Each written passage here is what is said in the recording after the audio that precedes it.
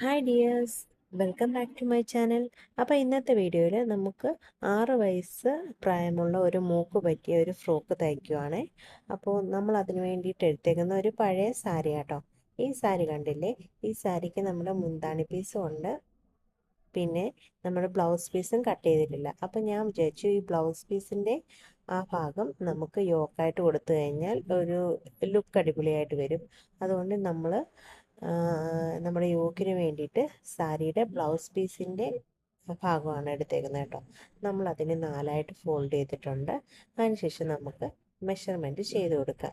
ഇവിടെ ഞാൻ 6 വയസ്സ് പ്രായമായ ഒരു കുഞ്ഞിൻ്റെ മെഷർമെൻറ്റാണ് കേട്ടോ കാണിക്കുന്നത്. നിങ്ങൾക്ക് മെഷർമെൻറ്റിൽ ചേഞ്ച് വരുത്തിയിട്ട് ഒരു സാരിയിൽ നിന്ന് തന്നെ 2 ഫ്രോക്ക് വരെ തയ്ച്ചെടുക്കാനായിട്ട് പറ്റും. അപ്പം ഞാനിവിടെ ഒരു ലൈൻ വരച്ചു കൊടുത്തിട്ടുണ്ട്. നമുക്ക് സ്ട്രെയിറ്റ് ആകാൻ വേണ്ടിയിട്ട് ഒരു ലൈൻ വരച്ചു കൊടുത്തിട്ടുണ്ട്. അതിനുശേഷം ഞാനിവിടെ എടുക്കുന്ന ലെങ്ത്ത് യോക്കിൻ്റെ ലെങ്ത്താണ്. യോക്കിൻ്റെ ലെങ്ത്ത് എനിക്ക് വേണ്ടത് ഒരു 9.5 ഇഞ്ചാണ്. 9.5 ഇഞ്ച് നമ്മളിവിടെ മാർക്ക് ചെയ്തിട്ടുണ്ട്. അതിനുശേഷം നമുക്ക് ഒരു 1.5 ഇഞ്ച് തയ്യൽ തുമ്പിനും കൂടെ നമ്മൾ മാർക്ക് ചെയ്തിട്ടുണ്ട്. ഇനി നമുക്ക് ഈ 2 പോയിൻറ്റും സ്ട്രെയിറ്റ് ആയിട്ടൊന്ന് വരച്ചു കൊടുക്കാം. അപ്പോൾ നമ്മൾ സ്കെയിൽ ഉപയോഗിച്ച് ഈ 2 ലൈനും സ്ട്രെയിറ്റ് ആയിട്ട് ഒന്ന് വരച്ചു കൊടുത്തിട്ടുണ്ട്. അതിനുശേഷം നമുക്ക് വേണ്ടത് നമ്മുടെ ഷോൾഡറിൻ്റെ മെഷർമെൻറ്റാണ് അടുത്തായിട്ട് നമ്മൾ ചെയ്യാൻ പോകുന്നത്. ഞാൻ ടേപ്പ് ഇഞ്ചിലാണ് കാണിച്ചു തരുന്നത്, സെൻറ്റിമീറ്ററിലല്ല. അത് പ്രത്യേകം ശ്രദ്ധിക്കണം. അപ്പോൾ അതിനുശേഷം നമ്മൾ ഷോൾഡർ ഒരു 5 ഇഞ്ച് എടുത്തു. നമ്മൾ സാധാരണയായിട്ട് 5 ഇഞ്ച് തന്നെ നമുക്ക് ആം ഹോളും എടുക്കാം. ഞാനിവിടെ ഒരു 5.5 ഇഞ്ച് ആം ഹോൾ എടുക്കുന്നുണ്ട്. അത് ഇച്ചിരി ലൂസായിട്ട് കിടക്കണമെന്ന് പറഞ്ഞത് കൊണ്ടാണ് ഒരു 5.5 ഇഞ്ച് നമ്മൾ ആം ഹോളിന് എടുത്തിട്ടുണ്ട്.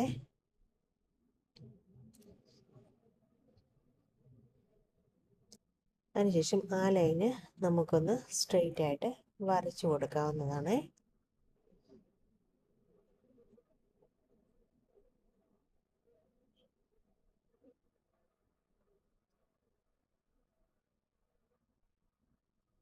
അപ്പോൾ നമ്മൾ അങ്ങനെ ആം ഹോളും വരച്ചിട്ടുണ്ട്. അപ്പം അതിനുശേഷം നമ്മൾ ഇവിടെ ഒന്ന് സ്ട്രെയിറ്റ് ആയിട്ട് വരച്ചു കൊടുക്കുന്നുണ്ട്. ഇനി നമുക്ക് മെഷർ ചെയ്യേണ്ടത് നമ്മുടെ നെക്കിൻ്റെ വിഡ്ത്താണ് നമുക്ക് കാണാനുള്ളത്.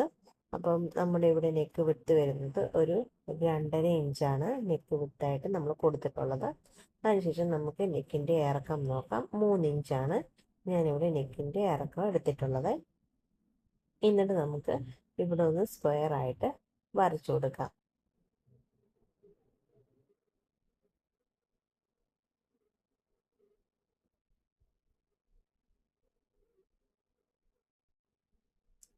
അങ്ങനെ നമ്മൾ സ്ക്വയറായിട്ട് വരച്ചു കൊടുത്തിട്ടുണ്ട്. ഇനി ഞാനിവിടെ ചെയ്യാൻ പോകുന്നത് നമ്മുടെ നെക്ക് സ്ക്വയർ തന്നെയാണ് ഞാനിവിടെ ചെയ്യാൻ പോകുന്നത്. അതുകൊണ്ട് നമുക്ക് അതിനകത്ത് ചേഞ്ചുകളൊന്നും വരുത്തേണ്ട ആവശ്യമില്ല. അതിനുശേഷം ആം ഹോളിന് വേണ്ടിയിട്ട് ഒരു ഇഞ്ച് ഗ്യാപ്പിൽ നമ്മളിങ്ങനെ ആം ഹോൾ കർവ് വെച്ചിട്ട് നമ്മുടെ ബാക്ക് ആം ഹോള് വരച്ചു കൊടുക്കുകയാണ്. അപ്പോൾ നമ്മുടെ ബാക്ക് ആം ഹോള് വരച്ചു കൊടുത്തിട്ടുണ്ട്. ഇനി നമുക്ക് ചെസ്റ്റിൻ്റെ മെഷർമെൻറ്റ് എടുക്കാം. ഞാനിവിടെ 6 ഇഞ്ചാണ് ചെസ്റ്റ് മെഷർമെൻറ്റ് എടുക്കുന്നത്. 6 ഇഞ്ചാണ്.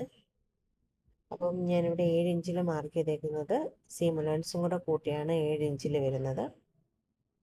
അപ്പം ഞാൻ 1 ഇഞ്ച് സീം അലവൻസ് കൊടുത്തിട്ടുള്ളൂ. 6 ഇഞ്ച് ഞാൻ മെയിനായിട്ട് എടുത്തു. പിന്നെ 1 ഇഞ്ച് സീം അലവൻസ് കൊടുത്ത് അങ്ങനെ 7 ഇഞ്ച് എടുത്തു. ഇവിടെ നമുക്ക് വേസ്റ്റിൻ്റെ മെഷർമെൻറ്റ് കൊടുക്കാം. വേസ്റ്റിൻ്റെ മെഷർമെൻറ്റ് 5 ഇഞ്ച് ഞാൻ എടുത്തിട്ടുണ്ട്. അതിനുശേഷം നമുക്ക് ഒരു ഇഞ്ച് സീം അലവൻസ് കൊടുക്കാം. 1 ഇഞ്ച് കൊടുക്കാൻ താല്പര്യമില്ലെങ്കിൽ നമുക്കൊരു 1/2 ഇഞ്ച് കൊടുത്താലും മതി. വേസ്റ്റിൻ്റെ ഭാഗം നമുക്കൊരു 1/2 ഇഞ്ച് കൊടുത്താലും മതി. പക്ഷെ ഞാനിവിടെ ഒരു ഇഞ്ച് കൊടുക്കുന്നുണ്ട്. അതിനുശേഷം നമുക്ക് ഈ 2 പോയിൻറ്റും കൂടെ ഒന്ന് ജോയിൻ ചെയ്ത് വരച്ചെടുക്കാം.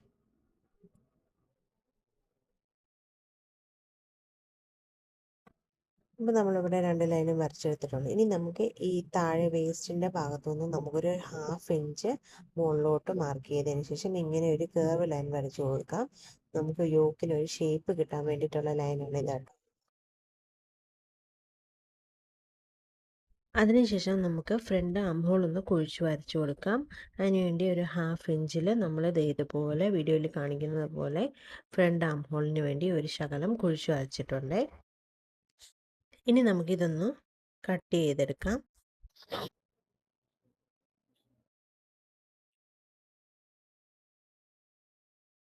നമ്മൾ ഫ്രണ്ട് നെക്കിൻ്റെ മെഷർമെൻറ്റ് മാത്രമേ എടുത്തിട്ടുള്ളായിരുന്നു. നമുക്ക് ബാക്ക് നെക്കിൻ്റെയും കൂടെ മെഷർമെൻറ്റ് എടുക്കാനുണ്ട്.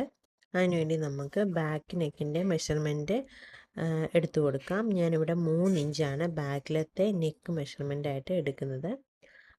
3 ഇഞ്ചിൽ നമ്മൾ സ്ക്വയർ പോലെ വരച്ചിട്ട് ഞാനിവിടെ ഒരു റൗണ്ട് ഷേപ്പാണ് ബാക്കിൽ കൊടുക്കാൻ ഉദ്ദേശിക്കുന്നത്. അതുകൊണ്ട് നമ്മൾ ഇങ്ങനെ ഒന്ന് റൗണ്ടായിട്ട് വരച്ചെടുത്തിട്ടുണ്ട്. ഇനി നമുക്കിതൊന്ന് കട്ട് ചെയ്തെടുക്കാം. ആദ്യമേ നമ്മൾ കട്ട് ചെയ്യുന്നത് ബാക്കിലത്തെ പീസാണ് കട്ട് ചെയ്യാനായിട്ട് പോകുന്നത്. അതുകൊണ്ട് ബാക്കിലത്തെ നെക്കാണ് നമ്മൾ ആദ്യമേ വെട്ടിക്കൊടുക്കുന്നത്. അപ്പോൾ നമ്മുടെ ബാക്ക് നെക്ക് ഇവിടെ വെട്ടി കൊടുത്തിട്ടുണ്ട്. ഇനി നമുക്ക് ഈ പീസ് നമുക്കിതിനകത്തുനിന്ന് മാറ്റി കൊടുക്കാം. ബാക്കും ഫ്രണ്ടും സെപ്പറേറ്റ് ആക്കി കൊടുക്കാമേ. അപ്പോൾ ബാക്ക് പീസ് ഞാൻ മാറ്റി വെച്ചിട്ടുണ്ട്. ഇനി നമുക്ക് ഫ്രണ്ട് പീസാണ് വെട്ടേണ്ടത്.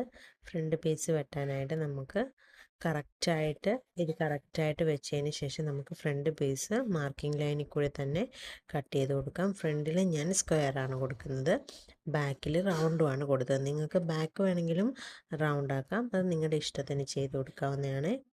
അപ്പം നമ്മൾ ഫ്രണ്ട് നെക്ക് കട്ട് ചെയ്തെടുത്തിട്ടുണ്ട്. അപ്പോൾ നമ്മൾ ഫ്രണ്ട് ആം ഹോളും കൂടി ഒന്ന് കുഴിച്ച് കട്ട് ചെയ്യാനായിട്ട് പോകുകയാണ്. നമ്മൾ വരച്ച് വെച്ച ലൈനിൽ കൂടി തന്നെ കട്ട് ചെയ്തെടുക്കാം. അതിനുശേഷം നമ്മൾ നൂർത്തിടുമ്പോൾ ഇതുപോലെയാണ് നമുക്ക് കിട്ടുന്നത്. ഇത് നമ്മുടെ ഫ്രണ്ട് പാർട്ടാണ്. പിന്നെ ഇത് നമ്മുടെ ബാക്ക് പാർട്ടും റെഡി ആയിട്ടുണ്ട്.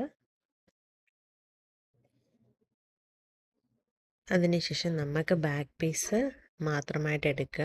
ബാക്ക് പീസ് എടുത്തതിന് ശേഷം നമുക്ക് ബാക്കിൽ ഒരു കട്ട് കൊടുക്കണം. എങ്കിൽ മാത്രമേ കുഞ്ഞുങ്ങളുടെ തല നമുക്ക് ഈസി ആയിട്ട് കയറി പോകത്തുള്ളൂ. നമ്മൾ കാരണം ബാക്കിൽ ഒരു ഓപ്പണിങ് കൊടുത്തില്ല എന്നുണ്ടെങ്കിൽ നമ്മുടെ നെക്ക് ടൈറ്റായിട്ട് തലയിൽ നിന്ന് ഡ്രസ്സ് താഴോട്ട് ഇറങ്ങാൻ പാടാണ്. ഒന്നെങ്കിൽ നമ്മളവിടെ ഹുക്കും പടിയും വയ്ക്കുക, അല്ലെങ്കിൽ നമുക്ക് അവിടെ ഒരു ചെറിയ ഓപ്പണിങ് കൊടുക്കാം.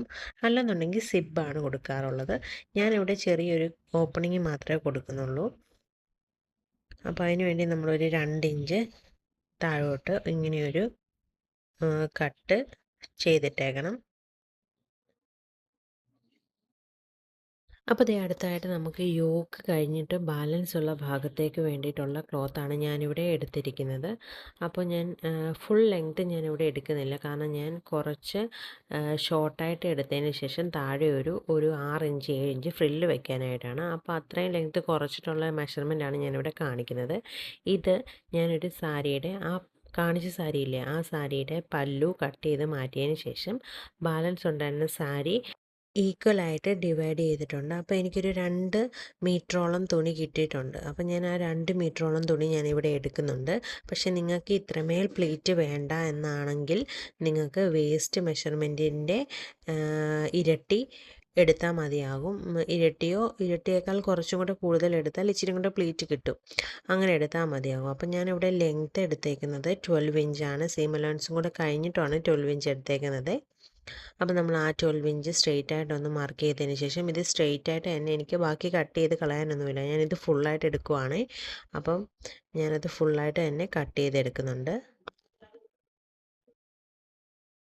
അപ്പോൾ യോക്കിൻ്റെ താഴെ വയ്ക്കാനുള്ള പീസ് നമ്മൾ കട്ട് ചെയ്തിട്ടുണ്ട്. ഇനി നമുക്ക് വേണ്ടത് ഫ്രില്ലാണ്. ഫ്രില്ലിന് വേണ്ടിയിട്ട് ഞാൻ ഇച്ചിരി ഡിഫറെൻ്റ് ആയിട്ടുള്ള ഒരു മെറ്റീരിയൽ തന്നെയാണ് എടുത്തേക്കുന്നത്. ഈ സാരിയിൽ നിന്ന് തന്നെയാണ്, സാരീൻ്റെ ബോർഡറിൽ വരുന്ന ഈ ബ്യൂട്ടിഫുൾ ആയിട്ടുള്ള ഈ ഫ്ലവേഴ്സാണ് ഞാൻ ഫ്രില്ല് വെക്കാനായിട്ട് ഉദ്ദേശിക്കുന്നത്. അപ്പോൾ ഞാൻ ഇതുപോലത്തെ ഞാൻ ആ സാരിയുടെ എല്ലാ സൈഡിലും ഈ ഒരു ഫ്ലവർ ഉണ്ടായിരുന്നു കേട്ടോ.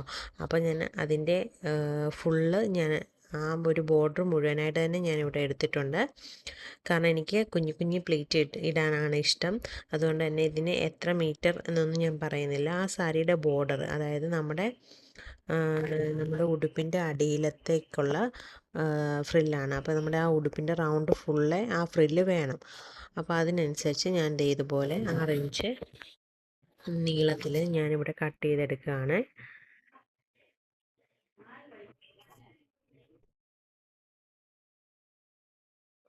അപ്പോൾ കട്ട് ചെയ്തതിന് ശേഷം ഫ്രില്ലിടുമ്പോൾ ഇതുപോലെ ആയിരിക്കും നമുക്ക് കിട്ടുന്നത്. നമ്മൾ അടുപ്പിച്ചടുപ്പിച്ച് ഫ്രില്ലിട്ട് കഴിഞ്ഞാൽ അടിപൊളിയായിരിക്കും കാണാനായിട്ട്. അപ്പം ഇതുപോലെ ഫ്രില്ലിടാൻ വേണ്ടിയിട്ട് ഞാൻ 2 പീസ് തുണി ഞാൻ എടുത്തിട്ടുണ്ട്.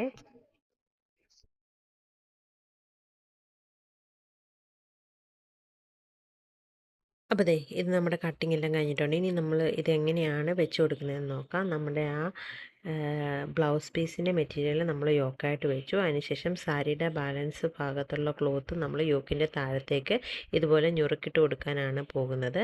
അതിനുശേഷം താഴെയും നമ്മുടെ ഫ്രിൽസ് ഇങ്ങനെ ഞുറുക്കിട്ട് കൊടുക്കുകയാണ്. പിന്നെ ഇത് കെട്ടാൻ വേണ്ടിയിട്ട് നമുക്കൊരു ടൈപ്സും കൂടി നമ്മൾ ആഡ് ചെയ്യുന്നുണ്ട്. അപ്പോൾ ഇത്രയേ ഉള്ളൂ നമ്മുടെ കട്ടിങ് വീഡിയോ. നമ്മുടെ 6 ഇയർ ബേബി ഗേൾസിന് വേണ്ടിയിട്ടുള്ള ഈ ഡ്രസ് കട്ടിങ് വീഡിയോ എല്ലാവർക്കും ഇഷ്ടമായിട്ടുണ്ടെങ്കിൽ ലൈക്ക് ചെയ്യുക, ഷെയർ ചെയ്യുക, സബ്സ്ക്രൈബ് ചെയ്യുക. Thanks for watching.